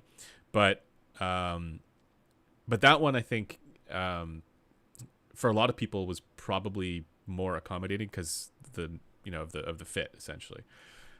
So that one for me is underrated. Okay. I answering the most or the best of anything is always difficult for me. But you mentioned Dunu, which made me think of the Dunu Zen Pro. I think is fairly underrated, and I think a lot of that comes from the fact that the original Zen, I think, was fairly rated. Like the original Zen has like a nice bass character, but That's a good take. Yeah. And so then the Zen Pro came out after that, and I don't know. I don't think people made too much of it, but it's a really outstanding single dynamic driver IM that I don't think a lot of people gave much attention to because of the original one. And then, go ahead. I was just curious. What are your thoughts on the Moondrop illumination? I don't like it. Okay. Well, I find it pretty dull. Right. Not very technical. Right. How about Okay. you? You have a different take? No. I was just curious about that. Like for me, my take was like it has good timbre, but that was its key thing, and not competitive for the other aspects, basically. Yeah, I could see that. But yeah, so that it's just you mentioned the Zen Pro, and for me it was like kind of like that's where that comparison lands a little bit. And I found for some of the dynamic qualities that people like, and with single DD IEMs, I like the Zen Pro better. Yeah, for sure. And I guess the other problem it has is it's pretty pricey. It was like $900 or something when it came out. Oh yeah, that's true. Which, yeah. And then the other one I was thinking of is somewhat underrated. I'm just gonna throw this out there because I know everyone's asking me about gaming IEMs lately. Like this is the new trend, and I kind of find it a little bit annoying. Partly because I don't play a lot of games in IEMs. If I do play games, I generally prefer not to wear IEMs actually. But also like for me, it's kind of like the genre questions where I don't make generalizations about this IEM or this headphone is best for this genre, just because I find whatever. Anyway, but the IEM that might be underrated for gaming, and this is for all you IEM gamers out there, might be the Tanchjim Hana, the original Hana that came out in like 2020. The imaging on that set was actually pretty outstanding, especially for something under $200. And if you're looking for the best gaming IEM, that one might be it. Might be underrated as the best gaming IEM. Cool. Caleb coming in with the hot take. If you want to have perfect sound, you need to EQ every song individually yourself on one pair of headphones or IEMs. I mean, we might get to a point where that becomes expected functionality in player software.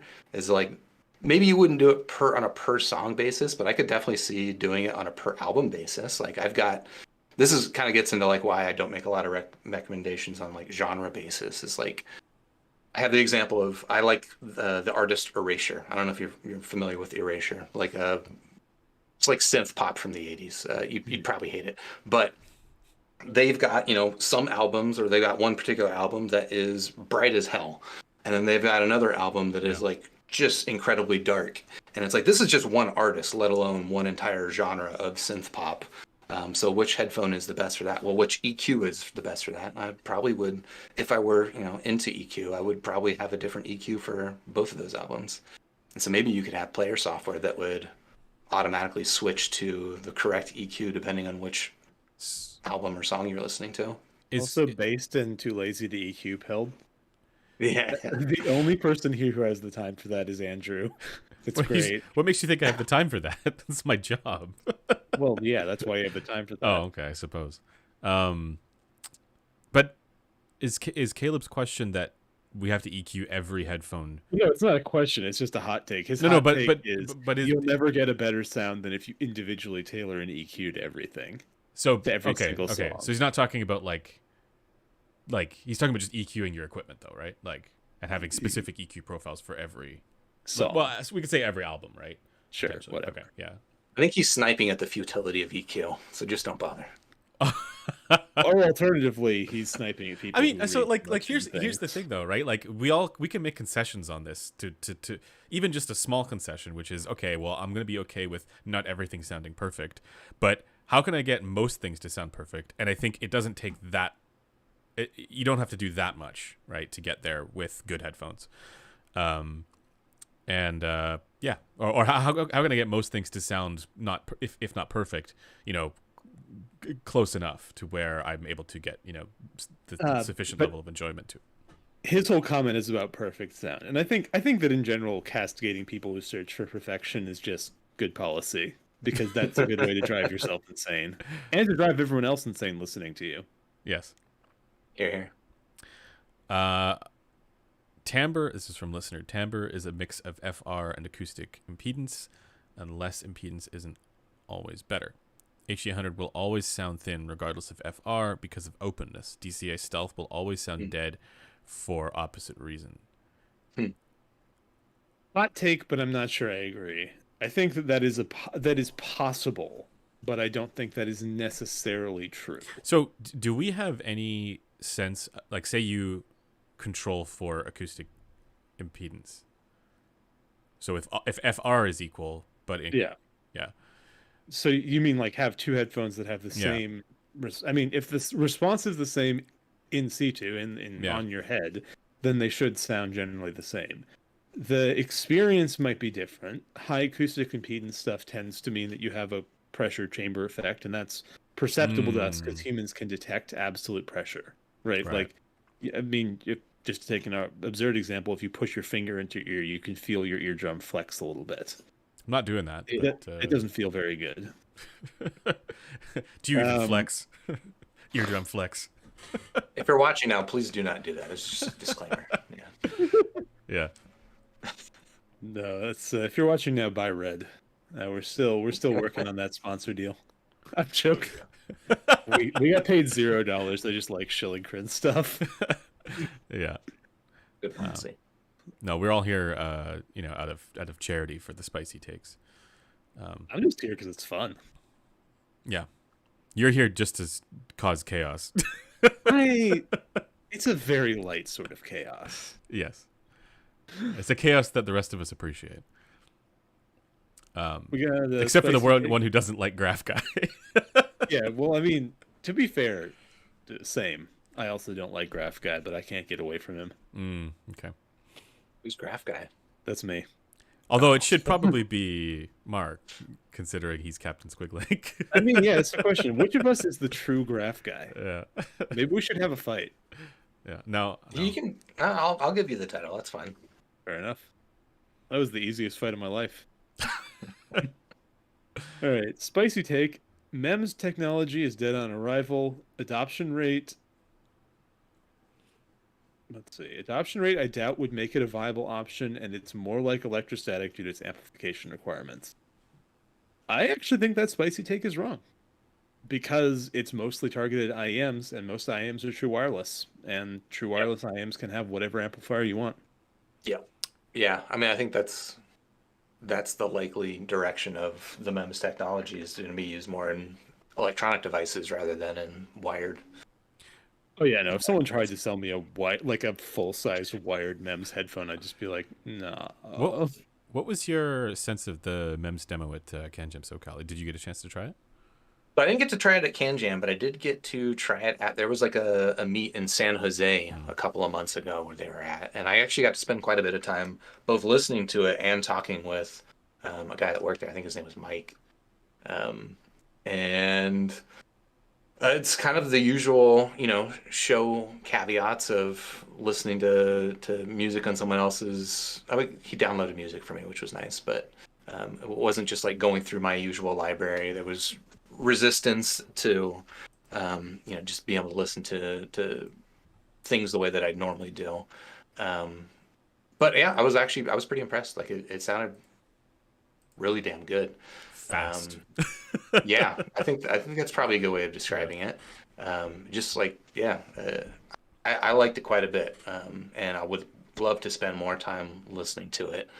But the requirement of listening to it through an amp that is designed specifically to power that technology means that I don't know that I'll.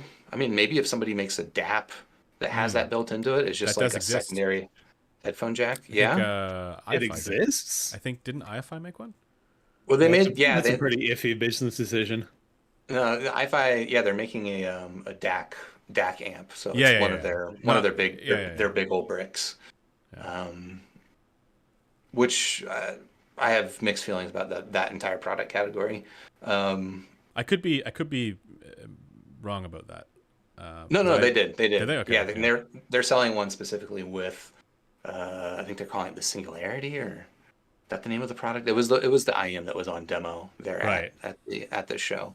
Yeah, and it's like, I don't know, I think they were saying it was going to be $1,500 for the IM plus the iFi DAC amp that can only, well, I actually don't know if the iFi DAC amp could also be used for other headphones. So I shouldn't say that it could only be used for that one, but nevertheless, I don't usually like those external DAC amps, so that's not a real good solution for me. So maybe if someone made a DAP that just happened to have that plug on it, then that would be a good solve. But yeah, we'll see how many people are making MEMS So you prefer IMs. DAPs to the portable DAC amps? Mm-hmm. I mean, I don't disagree, but like I feel like it's sort of, would you rather have one of your fingers or one of your toes chopped off for me? You're all about chopping off digits, aren't you? Well, I'm just saying. You not like portable audio? Well, He no, doesn't that's like why I fingers have and true toes. wireless. I mean, like I just don't want to carry more stuff, man. I've got so much stuff in my pockets already. I will say, yeah, it's the reason why I tend to agree with Mark that like I will choose a DAC amp, like especially a small one, right, or something like a Bluetooth dongle over a DAP, because I don't. Wait, want no, to I think that's the opposite. Wait, Mark, are you pro DAC amp or pro DAP? I'm pro DAP. Okay, what so I then I'm yeah, the inverse then. Yeah, I'm a I don't DAP like boy. using DAPs because for exactly the same reason that Blaine mentioned. Well, but those are still things in your pockets. It's just more things in No, your but filthy but pockets. but it's smaller things, right? I mean, you could theoretically you could just say, okay, well it's the dongle, but it just makes the dongle wireless, right? Well, The you can make a small DAP. really small DAP. You could. I Yeah, suppose this one's pretty small. anything See? anything that That's you a have to small go with DAP. a different interface based system, like a like a phone. That's why I like the Qdelix 5K. It's small, and it has a clip. Clip is key, Mhm. and, Yep. and wireless, and all the EQ What do you functions. clip it to? Okay, You clip Anything it you to want. a lapel. I clip it to the fingers that I don't cut off. He's gonna clip it to his tie. I don't wear a The, tie. the animal entrails coming out of your Yeah, pockets. exactly. Actually, right now I'm running the Qdelix 5K in my car, just so I can EQ my car. Nice. I mean, that's a really good use of the Qdelix, though. Yeah. It makes such a difference. It's crazy. Why Yeah. does Qdelix sponsor us? We mention them like every single stream. Yeah, It's a yeah. great I mean, product. I've never asked. They're- Well, go So, ask. so like for me specifically, why the Qdelix isn't a solution that I go for. Well, let's say back to the main reasons I use Adapt is I like the buttons. I like having physical buttons for toggling pause and play, being able to do that without like pulling a phone out of my pocket, unlocking it, going over to the app, and then hitting pause play. So that's kind of like the main reason. And to an extent, the Qdelix does that, right? You have buttons on there. They're not the best buttons, but it's got buttons. All But the for buttons. me, it's got enough buttons. We'll say that. But for me, the deficiency with Qdelix as a solution is purely just that I don't like Android as my phone, and I don't like playing music on an iPhone. I prefer using an iPhone for just general phone stuff, but it's awful as a music source, unless you're into streaming, in which case it's fine. Yeah. But I have a library of FLAC files that I like to carry around with me, and that just works a lot better on Android. And I don't want to have to use Android as my main phone, so I dual wield. It's funny. I hadn't actually thought about that. I've heard the argument more commonly that people they choose DApps because they don't want their music listening to be interrupted by all the rest of the stuff that they'd be doing on their phone if they're engaging with their phone. But that's a new one. That's an interesting one, that like the actual operating system is a barrier. Yeah. Putting a library on an iPhone sucks. Yeah, for sure. Okay, let's do a couple more spicy topics, or maybe at least one more. I do have to run at 1, but I did have final question for each of you. All right. Well, we have a combo from Subby Bass and Joseph the Dreamer. Joseph the Dreamer says, "Do you guys think we'll ever reach the point where headphones or IEMs have soundstage as large as speakers?" And Subby Bass says, "Unless sound engineers start making binaural stuff, headstage will always be a meme for headphones." I kind of agree with that last take. Yeah. I mean, headphones have a different perception of the size of the space in my head. IEMs, it tends to be smaller, but it's itty bitty, and it's not like you localize sound in real space. To kind of. What about you, Mark? How do you feel about stage? I'm honestly at the point where I don't even I'm not confident I understand what people mean when they're talking about soundstage. This is the point to be So, at. so the question I would have for you is, how much do you think, we've touched on it a little bit, but how much do you think that idea of soundstage or head stage, right, is influenced by the fact that the headphones are open and you can kind of hear like your room, right, or like the fan in your computer or whatever, right? Or do you think it is uniquely in like an FR trait of sort of like a widening effect, with certain FR features that you get with like the HD100S, for example? I mean, I think it's probably some of both. I haven't heard any closed back headphone that sounds especially open. Maybe you might crucify me for saying this. I think the Meze 99 Classic actually has like a decent width to it. I actually thought so too, which is weird. Yeah, exactly, because it's kind of got the FR that I would at least normally associate with being just kind of boomy and boxy and closed in. But so I don't know, but I definitely find it that headphones that are open back sound very different than closed back headphones in a way that I much prefer open backs. I don't really like listening to closed backs very often. And IEMs are different in their own way, but I much prefer IEMs to closed back headphones too. Like, the tunings are generally better. that's a big part of it. Yeah. I feel like IEMs do technicalities also better than closed back headphones. Interesting. I'm trying to think. There's actually a spicy take that chains off of that, and I'm sorry I've missed the person who said it, but he said IEMs are better for me than headphones because the poster has autism and he really prefers to have something that blocks that outside sound. And that's something that's not specific to having autism. Like IEMs are the best signal to noise ratio you're ever going to get Mm. for transducers because your speakers and your headphones can't block out outside sound and the world is noisy. Like Yeah. people think about, CD has almost 100 dB of dynamic range. Your room frickin' doesn't, not unless you're blowing your ears out. So there's something you can hear the small details I find often the most on IEMs just because the noise that distracts you or literally masks it isn't there. Yeah, but Yeah. BA drivers are cursed. IEMs are cursed. Yes. It's life. Yeah, yeah. But if you do find something that perfectly, that is like just the perfect thing, I can imagine it being a really great experience. So You you can had a imagine question. IAMs maybe perfectly being, maybe someday One day. you'll enjoy an IAM.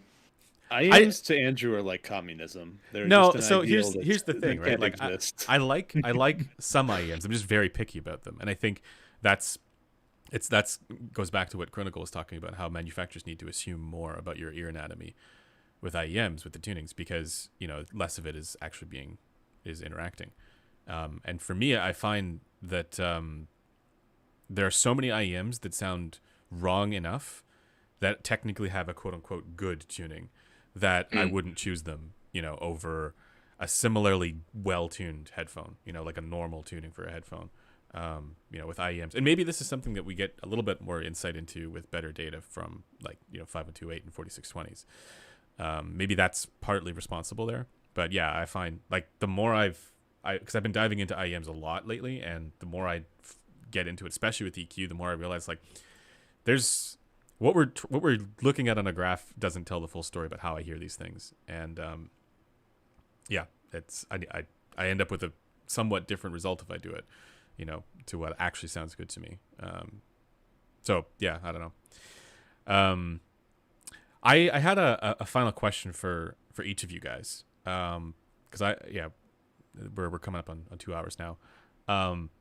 What is a headphone or IEM right now that is either like your favorite to listen to, you like just this is the best thing for me right now, or one that and you can't say HD100, or one that you are particularly excited about because you've either heard it or it's one that you want to hear, like the headphone or IEM that is very much on your radar right now, and what is that?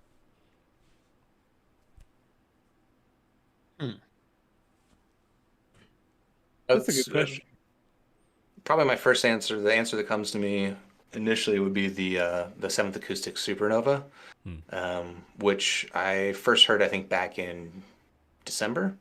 That's the one that's really hard to get, right? You have to get it through like a weird Facebook group or something.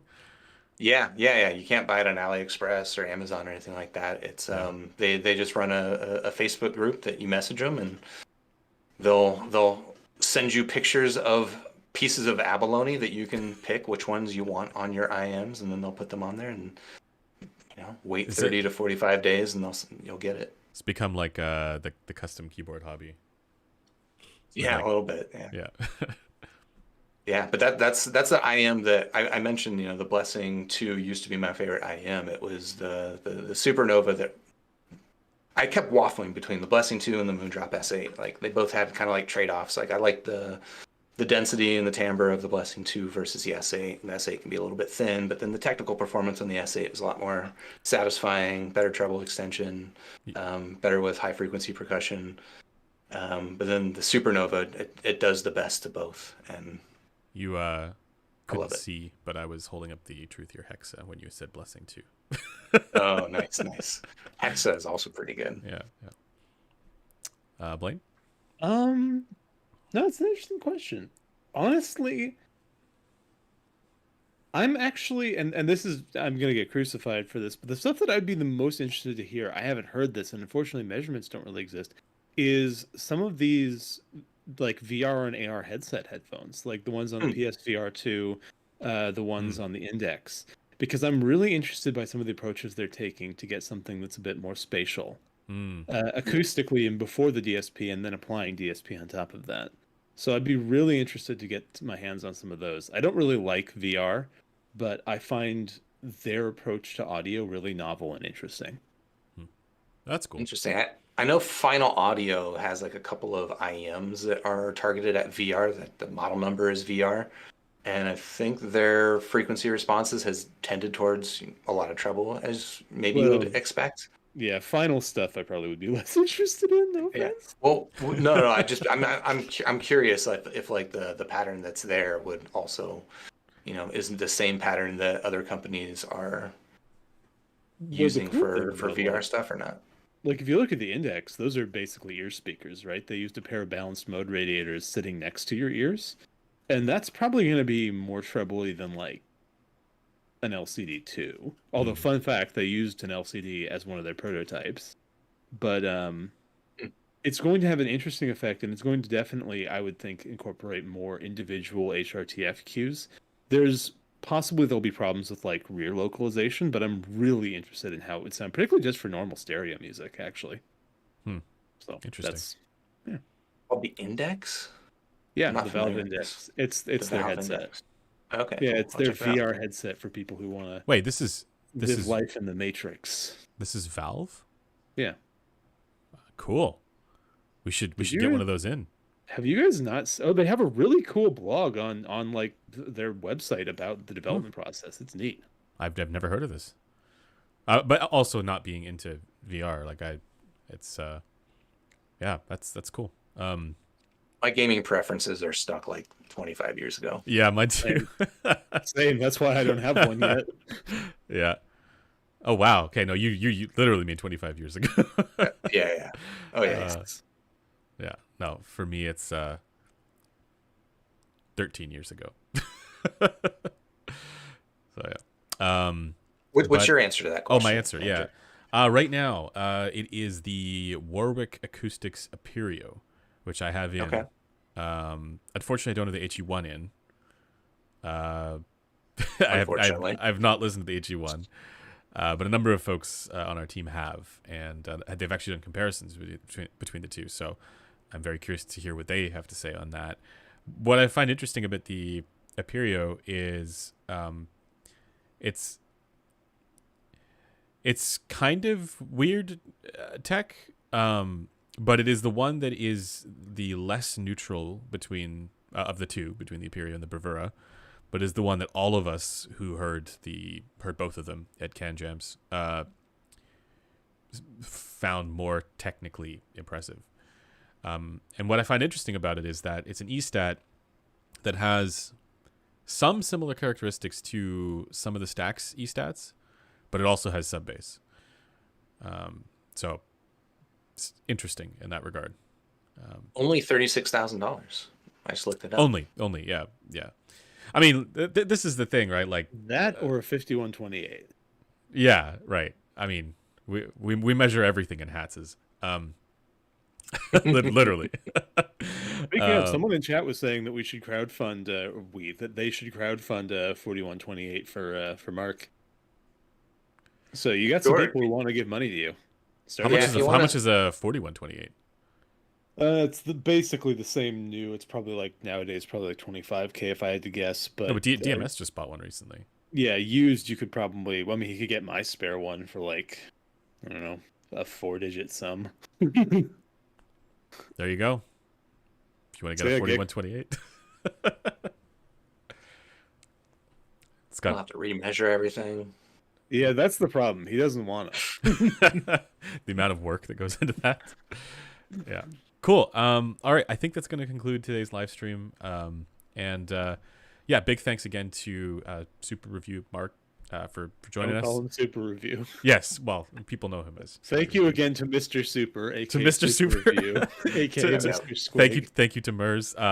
His link is in the description to his channel. I hope I got that right. Yeah, thanks for having me. This was fun.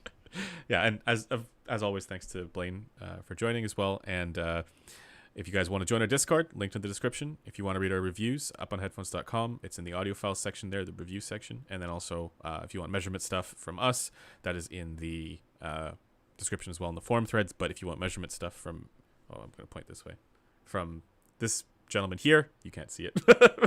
That is up on Squigglink. His name is Mark. Yes. Please just remember his name. Well, I've got his name. I don't know which one to use. He only has one. Yeah, but actually that's not true because he goes by Mark Ryan. Oh, that's Right, true. Mark Ryan or Ryan. Actually, my family calls me Ryan. There you Spoiler. go. Damn. Yeah. A middle name, man. That's the twist we're gonna end on. So on that bombshell, Back to the good tent. night, everybody. All right. See you guys.